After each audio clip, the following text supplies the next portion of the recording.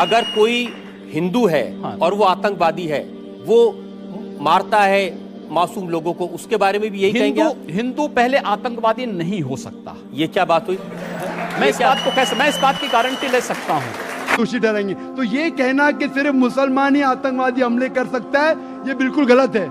आप कहते हैं 100%, ये बिल्कुल मानने को तैयार नहीं हो सकता है मुसलमान कर सकते, तो क्यों मुसलमान को ही टारगेट किया जा रहा है? बराबर तहकीक करो, मुसलमान रिस्पॉन्सिबल पकड़ो, हम आपका साथ देंगे, लेकिन बेबुनियाद पकड़ना मेरे हिसाब से सही नहीं। अगर मुसलमान कुछ गलत काम करते हैं तो नाम आता है का मुस्लिम टेररिस्ट। बाकी कौन गलत काम करता है तो उसे इलाके से जाना जाता है। मुसलमान चाहे यूएसए में हो, सऊदी में हो, यूके में हो या इंडिया में हो, तो मुसलमान जैसा पहचाना जाता है। अच्छे काम किए तो कहेंगे इंडियन ने अच्छे काम किया, मुसलमान ने नहीं। इंडियन को नोबेल प्राइज मिला, मुसलमान को नहीं। तो डबल स्टैंडर्ड्स क्यों?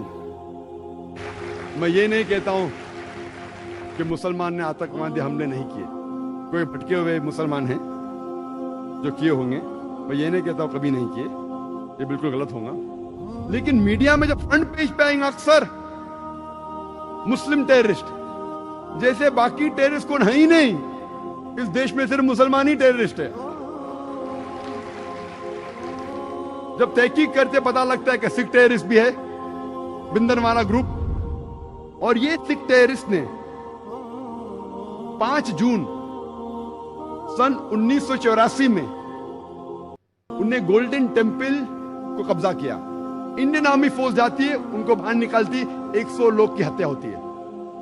उसके चंद महीने बाद 31 अक्टूबर सन 1984 में उस टाइम के प्रधानमंत्री राजीव गांधी की माता श्रीमती इंदिरा गांधी की हत्या होती है।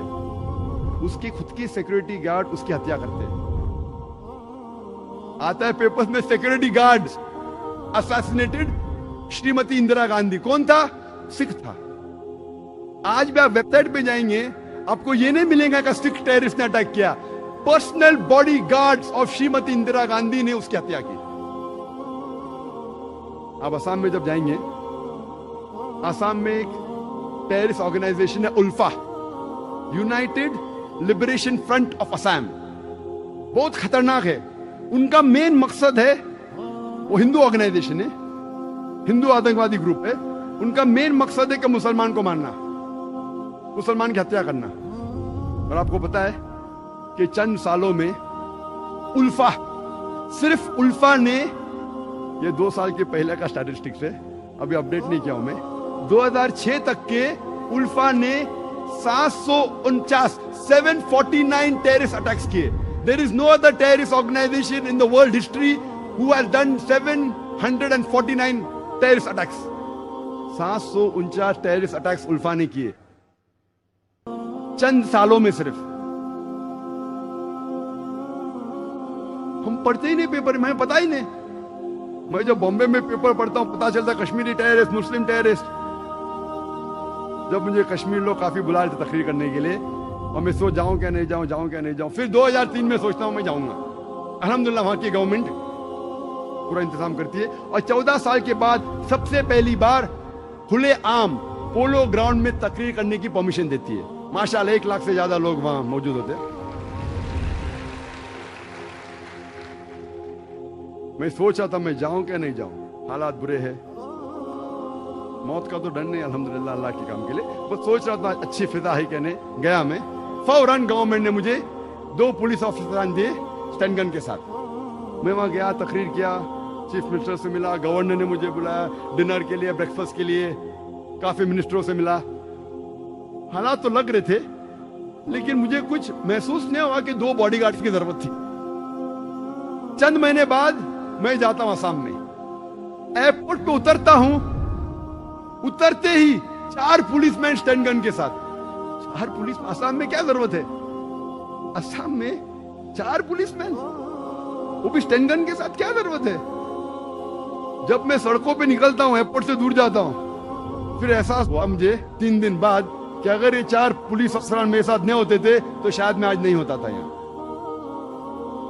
हमें तो पता ही नहीं आसाम की हालत क्या है।